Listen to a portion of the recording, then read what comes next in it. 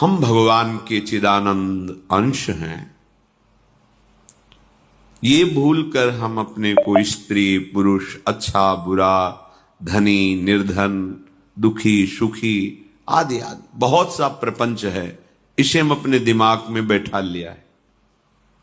जब तक आप ये प्रपंच नहीं छोड़ोगे तब तक आपको सुखी कोई कर ही नहीं सकता, क्योंकि दुखालयम नाशवान संसार का तो तुमने अस्तित्व रखा है।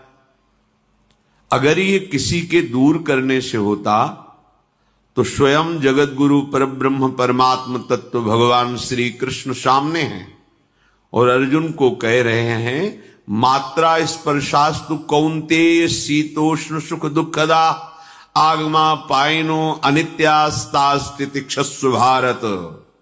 हे भारत, हे अर्जुन, ये आने जाने वाले अनुकूलता प्रतिकूलता, गर्मी शीतलता, अर्थात काम क्रोध लोभ मोह मद मत्सर अपमान निंदा, ये सब ताप पहुंचाते हैं। अनुकूलता सम्मान यश कीर्ति धन वैभव मानी हुई मान्यता, ये सब शीतलता पहुंचाते हैं। ये उष्णता और शीतलता, अनुकूलता और प्रतिकूलता आने जाने वाले हैं। भगवान ये नहीं कह रहे मैं मिटा दूंगा, कह रहे तास तितिक्षस्व भारत। हे अर्जुन, ये तुम्हें सहना होगा। यदि तुम इसे सह गए तो तुम्हारे हृदय में ऐसी स्थिति प्रकट हो जाएगी कि फिर ये स्पर्श भी नहीं कर पाएंगे। सहने से तुम्हारी भक्ति बढ़ेगी, तुम्हारा चिंतन बढ़ेगा, तुम्हारा स्मरण बढ़ेगा, सत्य वस्तु के लिए, सत्य तत्व के लिए तुम सुखी हो जाओगे।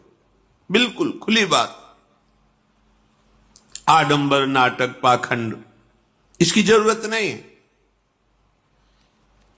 प्राकृतिक भोगों में सुख बुद्धि, देहाभिमान, विद्यारूप महत्व कुल धन यौवन अभिमान, यही तुम्हारे दुख का मूल है और ये कोई दूसरा नहीं हटा सकता।